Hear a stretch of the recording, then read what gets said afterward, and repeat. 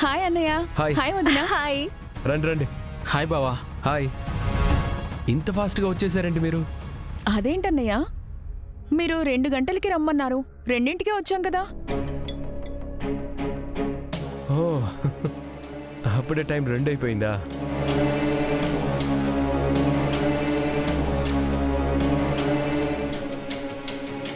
మీరొచ్చేంతసేపు అయింది? మేము 1 గంటకి వచ్చేసాం. చూసావా శివ, వాళ్ళ ప్రైవసీ కోసం 1 గంట లేటుగా రమ్మని మనకి చెప్పారు.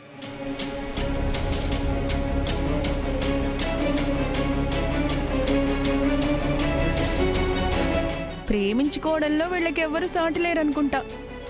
మనం కూడా వీళ్ళకి పోటీ పడాలి శివ. ఏంటి పూరి, పెళ్లి కాకుండానే చాలా పెద్ద పెద్ద మాటలు అంటున్నావు? ఏంటి, అన్నయ్య అన్న భయం కూడా లేకుండా పోయిందా? సారీ అన్నయ్య, మీ ప్రేమను చూసి జలస్తో అలా అనేశాను. నువ్వంటే భయం లేక కాదు. సరే, మీకేం కావాలో ఆర్డర్ ఇచ్చేసుకోండి. అవును, ఏం ఆర్డర్ ఇవ్వాలో తెలియక ఆ మెనూ కార్డు గంట నుంచి మా మధ్యనే తిరుగుతుంది. ఏం ఆర్డర్ ఇవ్వాలని కాదు వదినా, ఎవరు ఆర్డర్ ఇవ్వాలో తెలియక ప్రేమ మెనూ కార్డుగా మారి మీ ఇద్దరి మధ్య తిరుగుతుంది.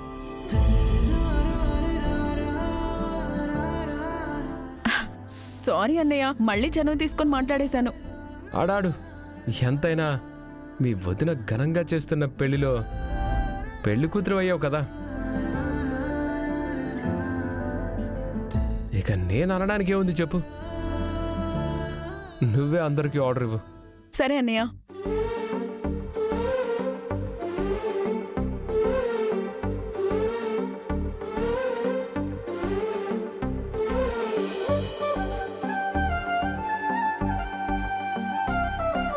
Excuse me. మేడం చెప్పండి. ఒక వెజ్ బిర్యానీ అండ్ ఒక చికెన్ బిర్యానీ. అలాగే మేడం.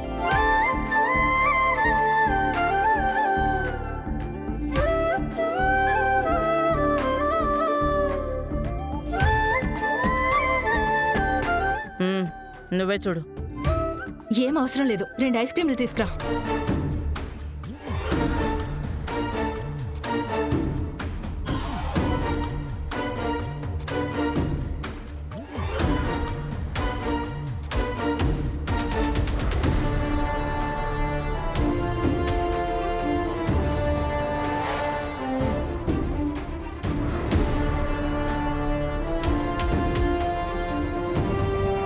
Cheers!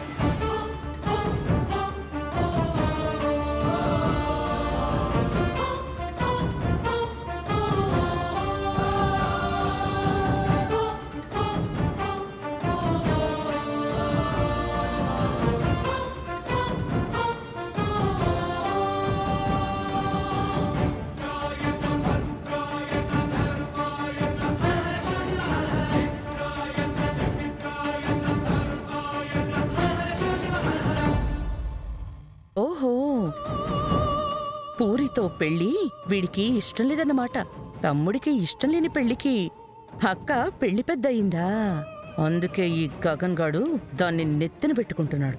నెత్తి మీద పెట్టుకున్న భూమిని నేల మీదకి ఎలా దింపాలో ఇక నేను ఆలోచించాలి.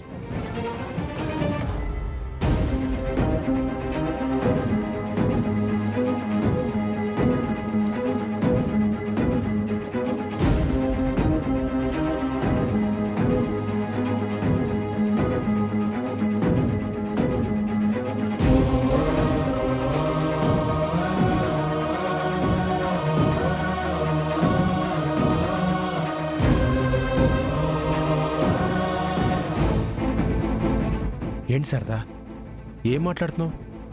నువ్వు ఆ ఇంటికొచ్చి నన్ను పూరి పెళ్లికి రమ్మని పిలుస్తావా? అవునండి. నువ్వు పిలవగానే వెళ్ళు కేపీ అని నన్ను బావగారు పంపించేస్తారనుకుంటున్నావా? అంత ఈజీగా పంపిస్తారని నేను అనుకోవడం లేదండి. అవసరమైతే ఆయన గారి కాళ్ళు పట్టుకొని బతిమిలాడుతాను. వద్దు శారదా, అంత పని చేయకు. ఇప్పుడేంటి? గగన్ ఒప్పుకోడు. అయినా సరే నేను పూరి పెళ్లికి రావాలి, అంతేగా? వస్తాను. రావడం అంటే చాటుమాటుగా వచ్చి గగన్కు కూడా కనపడకుండా 4 అక్షింతలు వేసి వెళ్ళిపోవడం కాదండి. పూరి తండ్రిగా మీరా పెళ్లిలో నిలబడాలి.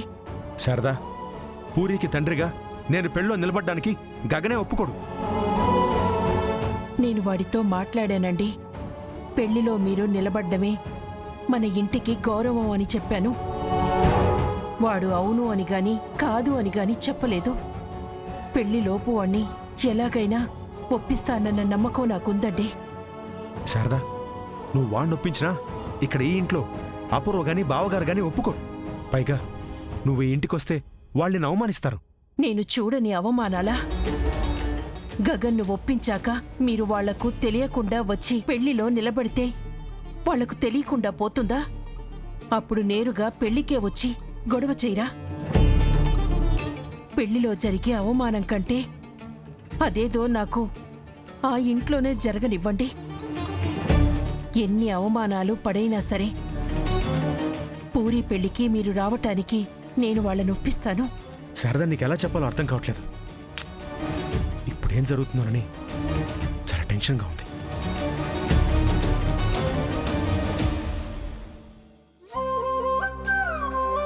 సార్, మీరు తప్పకుండా రావాలి. చాలా సంతోషంగా ఉంటుంది మాకు.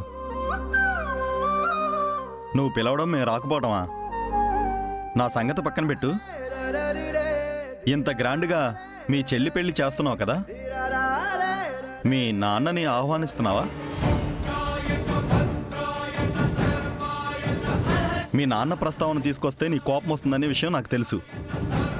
కానీ మీ నాన్నే గనక రాకపోతే ఆయన గురించి మాట్లాడుకునే అవకాశం అందరికీ ఇచ్చినట్టు అవుతుంది. నీ గురించి మాట్లాడుకోకుండా ఉండాలంటే మీ నాన్న ఉండాలనేదే నా ఉద్దేశం. ఉంటారు అంకుల్, మావేని మేము పిలుస్తున్నాం.